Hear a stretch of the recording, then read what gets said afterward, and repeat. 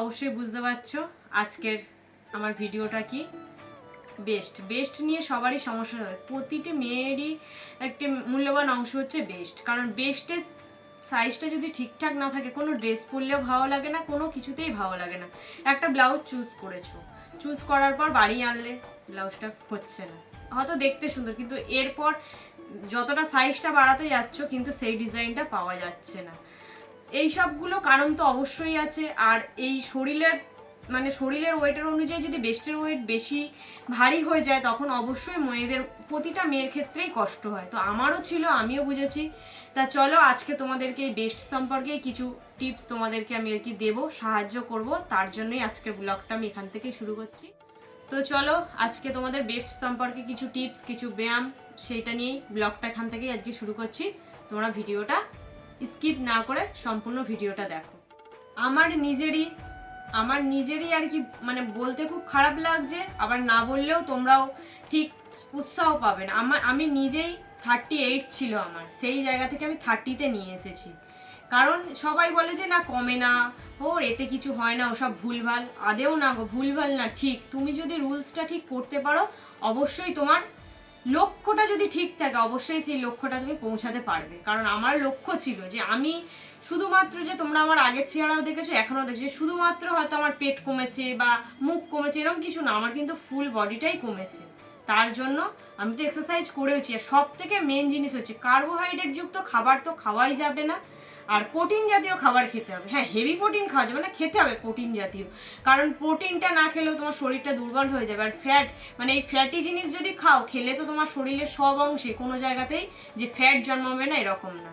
তা চলো আমার নাম্বার 1 ব্যায়াম আমি দেখাচ্ছি। অবশ্যই সবাইকে এরকম স্ট্রেট বসতে হবে, এরকমভাবে বসলে হবে না, ঠিক স্ট্রেট বসতে হবে। স্ট্রেট বসে আমার 1 নম্বর ব্যায়াম, হাতটা ঠিক এরকম সামনে রেখে এরকম ঠিক যতটা যায়, আবার এরকম ঠিক এইভাবে ব্যায়ামটা করতে হবে। তো চলো এই 1 নম্বর ব্যায়ামটাই আমি তোমাদের সঙ্গে করে দেখাচ্ছি, যাতে তোমরা আমার ভিডিওটা চালিয়ে করতে পারো, সেই সুবিধার্থেই করছি।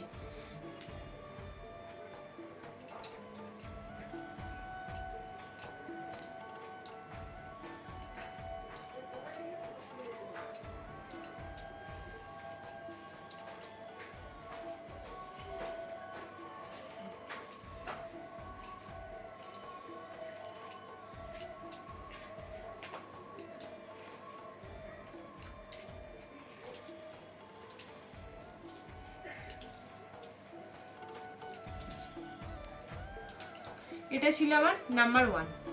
তা আমি এটা 20 বার করে করতাম ফার্স্ট ডে থেকে। তোমরা 10 বার করে করবে, 10 বার করবে, কিন্তু 10 থেকে 15 সেকেন্ড রেস্ট করার পর আবার ঠিক এটা এই করে 3টে রাউন্ড করবে, 30 বার করবে, 10টা করে। হাত দুটোকে ঠিক এরকম নিতে হবে, ঠিক এই লেভেলে, এরকম যেন টানটা থাকে।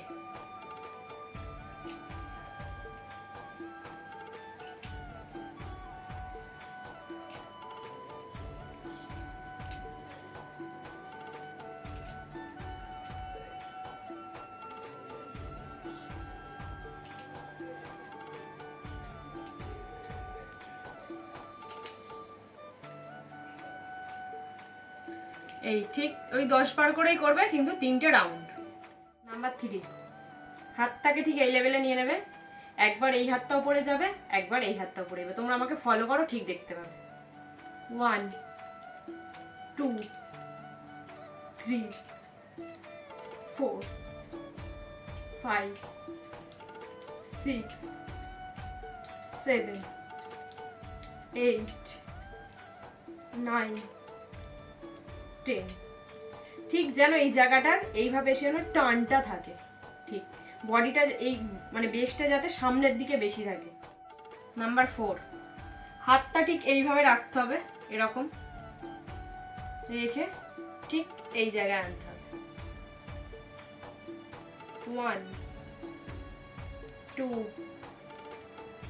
3 4 5 6 7 8 9 10। আর বসাটা ঠিক এরকম স্ট্রেট বসতে হবে, এইভাবে বসে কখনোই করা যাবে না, ঠিক স্ট্রেট। নাম্বার 5, হাত দুটোকে ঠিক এই জায়গায় রাখতে হবে। এই যে 1 2 3 4 5 6 7 8 9 10। আজকের বেস্টের আর কি যে সবার সমস্যা আছে সেই সব সমস্যার জন্য আজকের লাস্ট নম্বর ব্যায়াম 6 নম্বর ব্যায়াম। এই যে হাতটা ঠিক পেছন দিয়ে,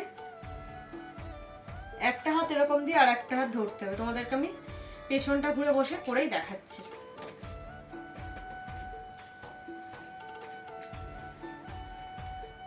এই যে এই হাতটা দিতে হবে এর সঙ্গে এই হাতটা, ঠিক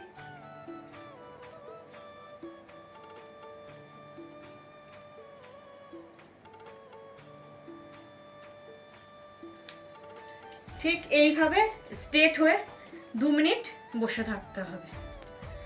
আর এই যে বেস্ট বেশি ভারী হয়ে গেলে যে কারণগুলো হয়, কোমরে ব্যথা, ঘাড়ে ব্যথা, পিঠে ব্যথা, এইসব সমস্যাগুলো হয়। সত্যি কথা বলছি, আমি তো এগুলো করে খুব খুব খুব সাকসেস পেয়েছি। তোমরা এইভাবে আমাকে ফলো করো, দেখো তোমাদেরও 1 মাসের মধ্যে একটু হলেও নিজেদের চেঞ্জ তোমরা বুঝতে পারবে। তোমরা একবার চিন্তা করে দেখো তো, আমি তো আমার আগের ফটো তোমাদেরকে দেখাবো, ইভেন এই ড্রেসটা পরেও আমি তোমাদেরকে দেখাবো যে আগের ফটো আর এই ফটো। তোমরা অবশ্যই দেখবে কোথায় 38, এখান থেকে আমি 30 করেছি। কষ্ট করেছি অবশ্যই, কিন্তু দেখো শুধু যে এক্সারসাইজ করলে কমবে তা নয়, এটা তুমি খাওয়া দাওয়া, তোমার কার্বোহাইড্রেট, আমি বারবার বলছি কার্বোহাইড্রেট যুক্ত খাবার তো বন্ধ করতেই হবে, প্রোটিন খেতে হবে। আর খাওয়া যেমন ডায়েটের মধ্যে, ডায়েটের রুলস তোমাকে পালতেই হবে। পালনটা করাটা নিজের ওপর, কারণ আমি করেছিলাম বলেই আজকে কিন্তু এই সাকসেসটা পেয়েছিলাম। এই হচ্ছে না কেন, হবে না কেন, এই জিনিসটা কিন্তু আমার মধ্যে কোনো দিনও আসেনি। যে না, আমি কিন্তু এই ধৈর্যটাই ধরেছিলাম যে না, আমি একদিন না একদিন সফল আমি হতে পারবো। সত্যি তাই আমারও হয়েছে, সেটাই আমার তো এইভাবেই কমেছে।